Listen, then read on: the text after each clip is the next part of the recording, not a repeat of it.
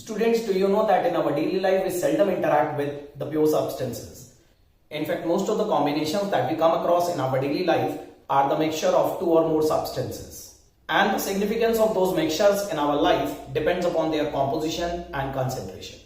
And one of the very important category of such mixtures is solutions. In today's video lecture, I will not only explain you the meaning of solutions, but we will also discuss about the types of solutions and the various methods of expressing their concentration.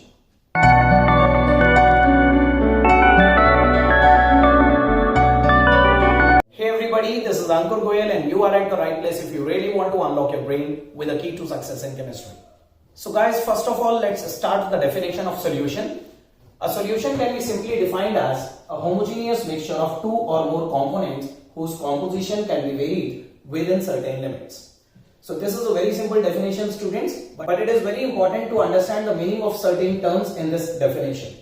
First of all, we need to understand the meaning of homogeneous mixture. याद रखिएगा students, किसी भी mixture को solution नाम तभी दिया जाता है जब वो मिक्सचर होमोजीनियस होता है।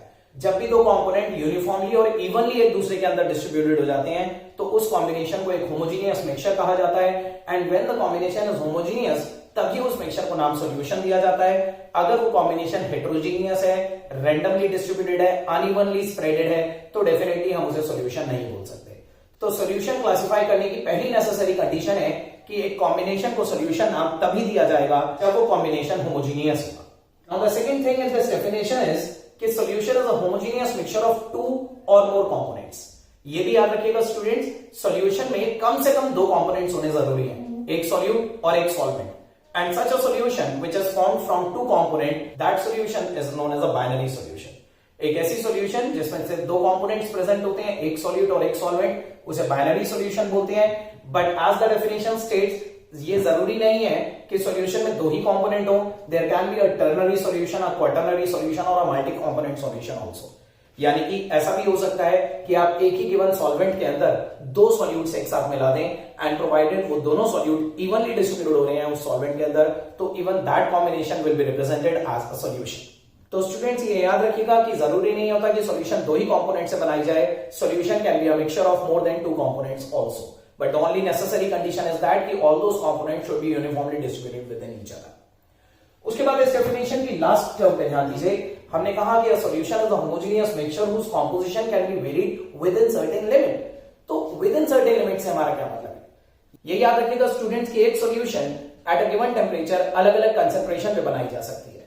जस्ट इमेजिन कीजिए कि if we dissolve 1 spoon of sugar in a glass of water, so that would be a sugar solution, उसे हम शुगर सॉल्यूशन बोलेंगे।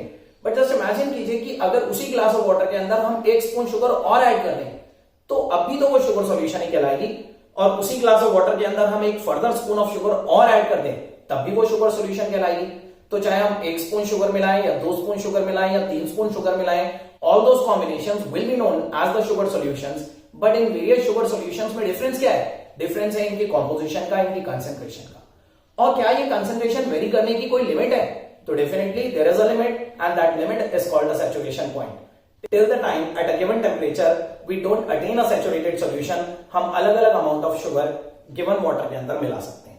So ये याद रखिएगा स्टूडेंट, solution अलग अलग composition, अलग अलग concentration पे बनाई जा सकती है, but इस concentration को vary करने की एक limit होती है and at a given temperature that limit is called a saturation point. So I hope this definition is very well clear to you. Next we move on to the components of solution.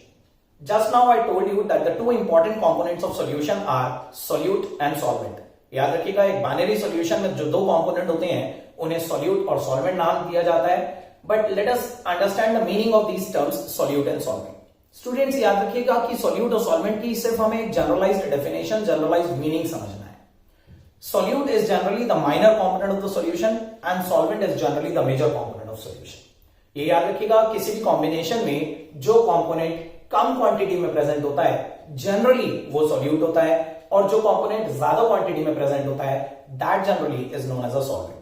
Although this is not a hard and fast definition, there might be certain exceptions to these definitions, but still ये याद रखिएगा, ज्यादातर तो यही होता है कि किसी भी कॉम्बिनेशन में जो कंपोनेंट कम क्वांटिटी में प्रेजेंट होता है that is considered as solute, और जो ज्यादा क्वांटिटी में प्रेजेंट होता है उसे सॉल्वेंट कंसिडर करा जाता है। फॉर एग्जाम्पल स्टूडेंट्स, कंसिडर करिए इन अ शुगर सॉल्यूशन, जब हम एक शुगर सॉल्यूशन फॉर्म करते हैं तो obviously we take water in a greater amount और उसके अंदर फ्यू स्पून्स ऑफ शुगर मिलाए जा सकते हैं, तो that sugar which is present in lesser amount that will be treated as a solute, और water on the other end जो लार्ज वॉल्यूम में प्रेजेंट है वो सॉल्वेंट कंसिडर करा जाएगा. So I hope even this case is clear too. Next we move on to the types of solution. अब student सबसे पहले हमें ये समझना है कि depending on the physical states of solute and solvent कितने टाइप के कॉम्बिनेशंस होते हैं. क्या सॉल्यूशन हमेशा देखने में लिक्विड ही होती है, यह सॉल्यूशन की अलग अलग फिजिकल स्टेट्स हो सकती हैं. Is it possible to make a gaseous solution और is it possible to make a solid solution. तो हम इस टॉपिक के अंदर ये डिस्कस करेंगे कि क्या हर फिजिकल स्टेट को हर दूसरी फिजिकल स्टेट के अंदर मिलाया जा सकता है या नहीं, और अगर मिलाया जा सकता है तो what might be their examples, और ऐसी सॉल्यूशन फाइनली देखने में कैसी नजर आएगी. So our next topic is types of solutions.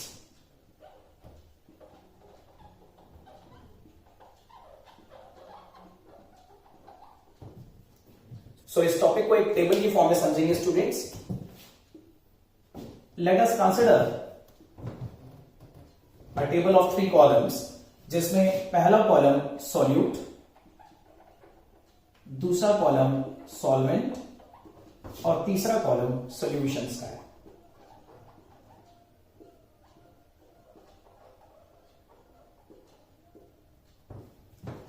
So we have to understand कि क्या किसी भी फिजिकल स्टेट को किसी भी दूसरी फिजिकल स्टेट के अंदर मिक्स करा जा सकता है या नहीं. So before we actually proceed with the examples of different combination, let me tell you कि every combination is homogeneously possible.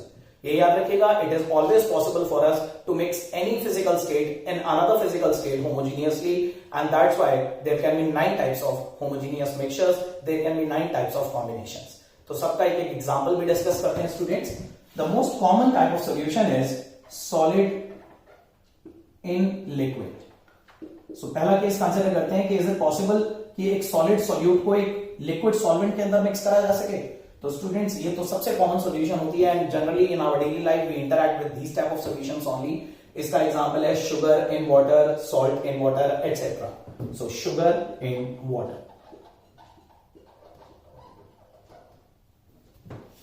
The next case is liquid in liquid. So liquid in liquid combinations are also very common. इसका एक बहुत simple सा example consider कर सकते हैं, alcohol in water, alcohol in water. The next combination is gas in liquid. So even these combinations are very common.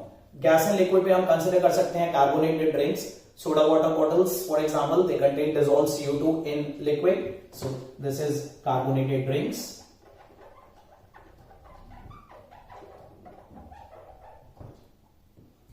Next we move on to solid in gas. अब students even this combination is possible. Solid in gas का homogeneously mix होना भी possible है. We can consider the case of camphor in air. Camphor you know, camphor originally solid होता है but it has a property to sublime, और sublime होने के बाद जब कैम्फर एयर में मिक्स हो जाता है so that becomes solid in gas. So इसका एग्जांपल हो जाएगा camphor in air.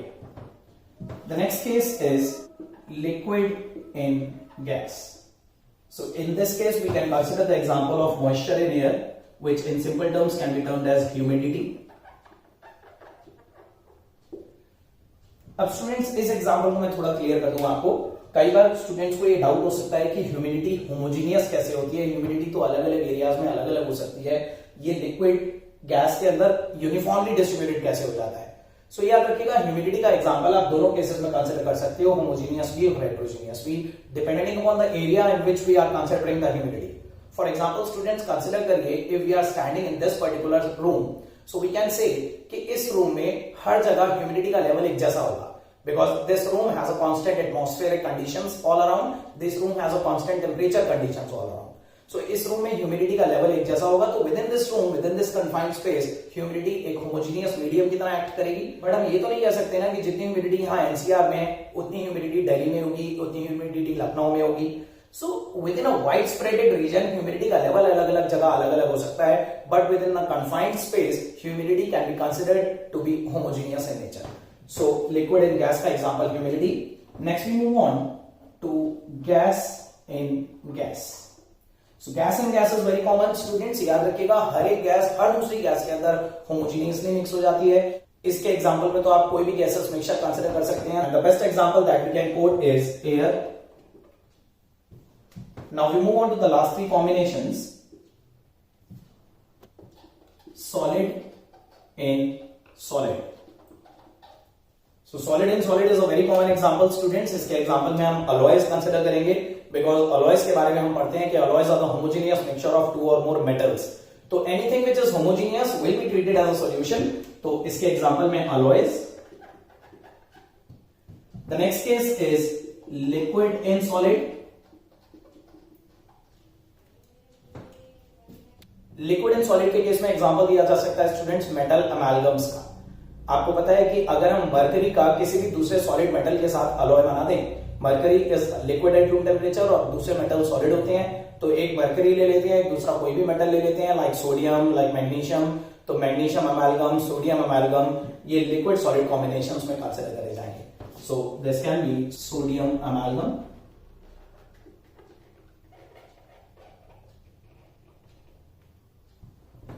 And the last case is gas in solid.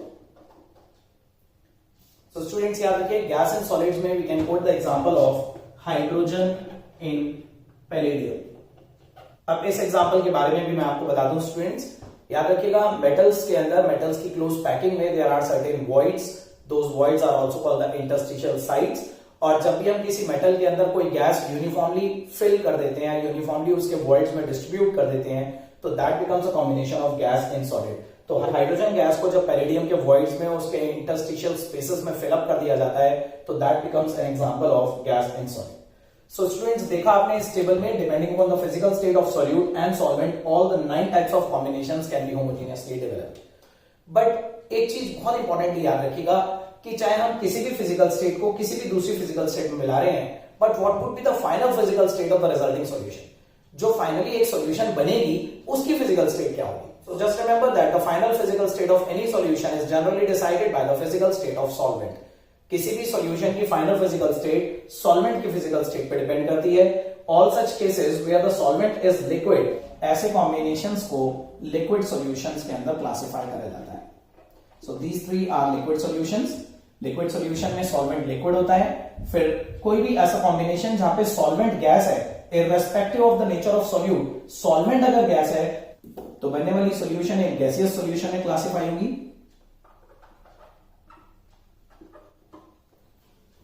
And finally ऐसा कोई भी कॉम्बिनेशन जहां पे सॉल्वेंट सॉलिड है, ऐसे कॉम्बिनेशन को सॉलिड सॉल्यूशंस कहा जाता है. तो स्टूडेंट्स याद रखिएगा depending on the physical state of both solute and solvent we have 9 types of combination. But अगर आपसे पूछा जाए depending on the physical state of solvent कितने टाइप की सॉल्यूशंस होती हैं, so in that case you will say कि 3 type की सॉल्यूशंस होती हैं, liquid solutions, gaseous solutions and solid solutions. So I hope even this topic is clear to you. This was the types of solution.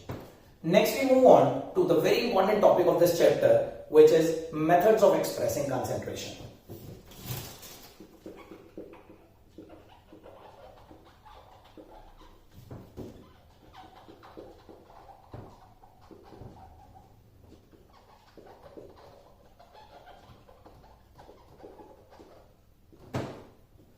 So in this topic students we are going to understand the meaning of term concentration. पहले हम ये समझेंगे कि what is the meaning of this term concentration and thereafter we will find out the various methods of expressing concentration.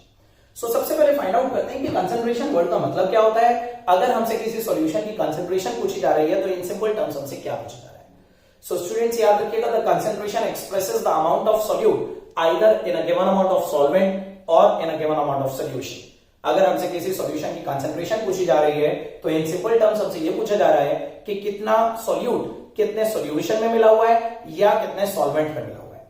And when we say that the amount of solute in a given amount of solvent और in a given amount of solution, तो याद रखिएगा when we say amount, तो amount word को express करने के तो different methods होते हैं. You know amount can be expressed in terms of mass, it can be expressed in terms of moles and it can even be expressed in terms of volume. So depending upon the fact कि हम amount को किस term में specify कर रहे हैं, मास की terms में स्पेसिफाई कर रहे हैं, वॉल्यूम की टर्म्स में स्पेसिफाई कर रहे हैं या मोल्स की टर्म्स में स्पेसिफाई कर रहे हैं, डिपेंडिंग अपॉन दैट कंसंट्रेशन को एक्सप्रेस करने के बहुत सारे मेथड्स होते हैं. And those methods are molarity, mass percentage, mole fraction and parts per million. But students just remember that कि although there are different names given to these method, लेकिन हर मेथड आपको बताता एक ही चीज है कि कितना अमाउंट कितने अमाउंट में मिला हुआ है।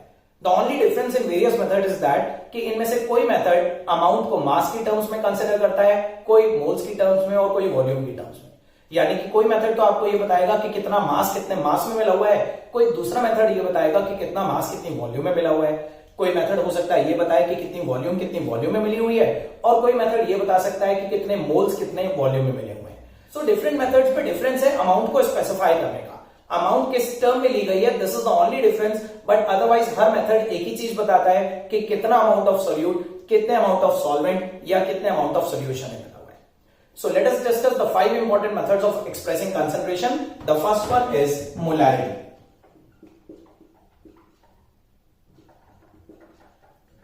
मोलैरिटी को स्टूडेंट्स कैपिटल M से रिप्रेजेंट करते हैं। And before we actually proceed with the formula of this molarity, let us prescribe certain notations that we will follow in this chapter.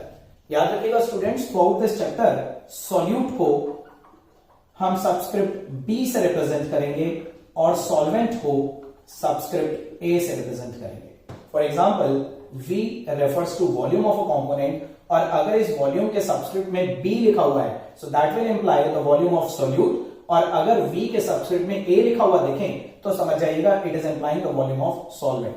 Similarly given masses को हम W से represent करते हैं, तो अगर कहीं भी W के सबस्क्रिप्ट में B लिखा हो तो समझ जाइएगा गिवन मास ऑफ सॉल्यूट को रेफर कर रहा है, और अगर W के सबस्क्रिप्ट में A लिखा हो तो ये गिवन मास ऑफ सॉल्वेंट को रेफर कर रहा है। एंड इन केस स्टूडेंट किसी मेजरिंग टर्म के नीचे कोई सबस्क्रिप्ट नहीं लगी हुई, ना A ना B, तो हम कंसिडर करेंगे कि वो सॉल्यूशन को रेफर कर रही है। तो ये याद रखिएगा, this is a very important notation that we are going to follow in this chapter.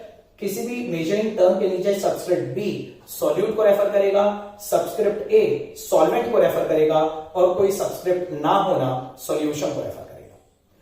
So let us discuss the first method of expressing concentration. याद रखिएगा, molarity is the number of moles of solute dissolved per litre of solution. Number of moles of solute upon volume of solution in liters. So this is a theoretical formula, but in terms of notation हम इस फॉर्मूले को ऐसे लिख सकते हैं, number of moles of solute upon volume of solution in liters. So molarity is the number of moles of solute dissolved per liter of solution. आप देख सकते हैं इस वॉल्यूम के नीचे मैंने कोई सबस्क्रिप्ट A या B नहीं लगाई है, तो इट इंप्लाइज ये वॉल्यूम ऑफ सॉल्यूशन को रेफर कर रहा है। अब स्टूडेंट्स, इन सर्टेन केसेस ऐसा भी हो सकता है कि ड्यूरिंग सर्टेन न्यूमेरिकल्स आपको जो वॉल्यूम है वो मिलीलीटर में दे रखी हो, and if the volume is given in ml, तो इस वॉल्यूम को हम 1000 से डिवाइड करके इसे लीटर में कन्वर्ट कर देंगे। So this becomes the formula of molarity. And separately students याद रखिएगा, इस न्यूमरेटर में ये जो टर्म Nb लिखी हुई है, the number of moles of solute, तो नंबर ऑफ मोल्स का फॉर्मूला होता है given mass upon molar mass,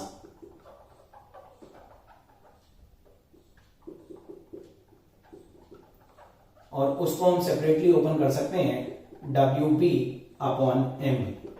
so W is the given mass of anything and M represent the molar mass, और अगर इनके नीचे सबस्क्रिप्ट B लगे हुए हैं तो this is the given mass of solute upon molar mass of solute.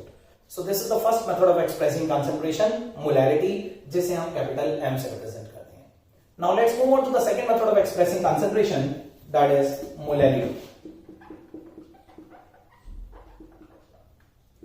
Molality को small m से रेफर करा जाता है, and molality refers to the number of moles of solute dissolved per kg of solvent.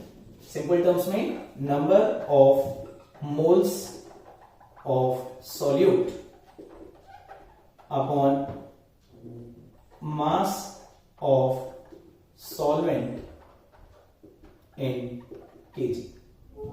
So students, अगर हम notation की terms में इस फॉर्मूले को एक्सप्रेस करें तो number of moles of solute, इसका भी न्यूमरेटर वही है जो मोलैरिटी का न्यूमरेटर था, number of moles of solute upon mass of solvent in kg. So mass of solvent can be written as WA.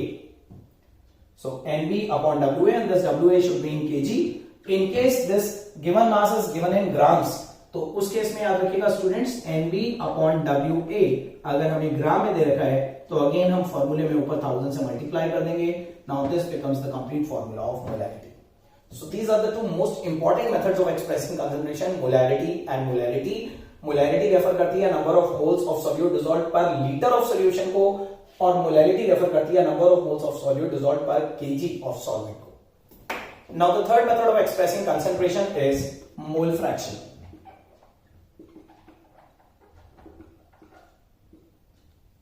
अब स्टूडेंट्स याद रखिएगा, अनलाइक मोलैरिटी और मोलैरिटी जो पूरी सॉल्यूशन के लिए निकाले जाते हैं, मोल फ्रैक्शन उस सॉल्यूशन के इंडिविजुअल कंपोनेंट के लिए कैलकुलेट करा जाता है। कभी भी आपसे ये नहीं कहा जाएगा कि what is the mole fraction of solution, in fact आपसे हमेशा ये पूछा जाएगा कि what is the mole fraction of solute और what is the mole fraction of solvent. तो याद रखिए स्टूडेंट्स, मोल फ्रैक्शन को इस टर्म काई से रिप्रेजेंट करते हैं, और अगर हम मोल फ्रैक्शन ऑफ सॉल्यूट निकालना चाहते हैं, so we can write it as chi B, और mole fraction of a component is the number of moles of that component divided by total number of moles in solution. जिस भी component की mole fraction निकालनी है उसके moles divided by total number of moles in the solution, this is the formula of mole fraction. So if we wish to calculate the mole fraction of solute, so we can say it is the number of moles of solute upon total number of moles, that is solute plus solvent। तो किसी भी component की mole fraction का मतलब होता है उस component के moles divided by total number of moles in solution. Similarly, mole fraction of solvent can be represented as the number of moles of solvent divided by total number of moles in solution. So I hope even this measuring term is clear to you. Mole fraction is the ratio of moles of a component divided by total number of moles in solution. And students ये हमेशा याद रखिएगा, जिस तरह से percentage का सम 100 होता है उसी तरह से फ्रैक्शन का सम हमेशा 1 होता है। So we can also say कि the sum of mole fraction of all the components is always unity, यानी कि chi A plus chi B का जो सम आएगा that will be 1. So this was the third method of expressing concentration. Now let's move on to the fourth method of expressing concentration, that is mass percentage.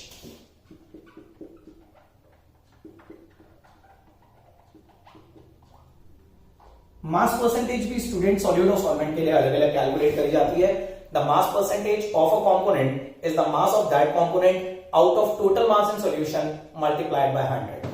For example, अगर हमें mass percentage of solute calculate करना है, so we can से mass of solute यानी कि WB divided by total mass of solution WA plus WB into 100।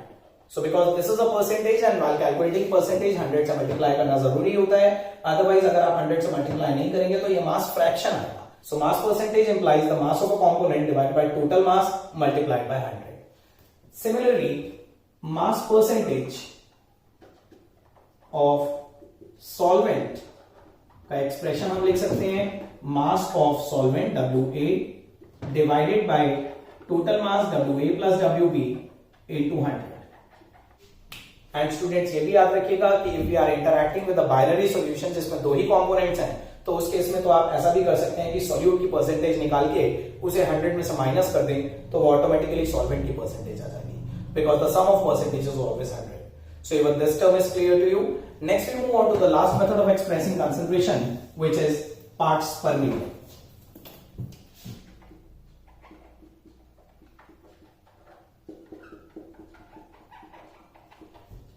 abbreviated as ppm। अब students याद रखिएगा कि unlike the previous methods of expressing concentration, parts per million को रेफर करने के लिए we don't need any specific formula. Parts per million का कंसेप्ट उन केसेस में यूज करा जाता है जहां पे सॉल्यूट बहुत ही माइन्यूट क्वांटिटीज में प्रेजेंट होता है in very large excess of solution.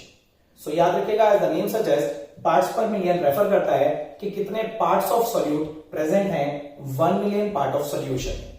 For example,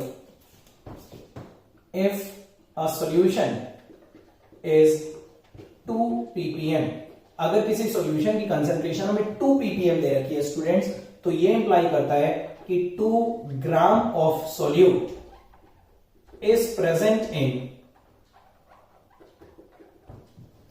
1 million gram of solution. So ये बहुत इंपॉर्टेंटली याद रखिएगा स्टूडेंट्स, ये तो आपको नाम से पता चल रहा है कि ppm मतलब पार्ट्स पर मिलियन, बट ये जो पार्ट्स टर्म है ये पार्ट्स हम इन टर्म्स ऑफ ग्राम्स कंसीडर करते हैं। जब भी आपसे कहा जाता है कि 13 ppm तो मतलब उतना gram out of 1 million gram of solution. For example if we say 10 ppm of chloroform, so 10 ppm chloroform imply करता है 10 grams of chloroform dissolved in 1 million gram of solution. So parts per million के concept नहीं, किसी फॉर्मूले की जरूरत नहीं है students, but parts per million का इंप्लीकेशन याद रखिएगा। पार्ट्स पर मिलियन का मतलब होता है कितना ग्राम ऑफ सोल्यूट प्रेजेंट है out of 1 million gram of solution. So these were the 5 important methods of expressing concentration, students. I hope these methods are clear to you. In my next upcoming video, I will discuss certain important questions with respect to these methods of expressing concentration. Till then, have a good day. Thank you.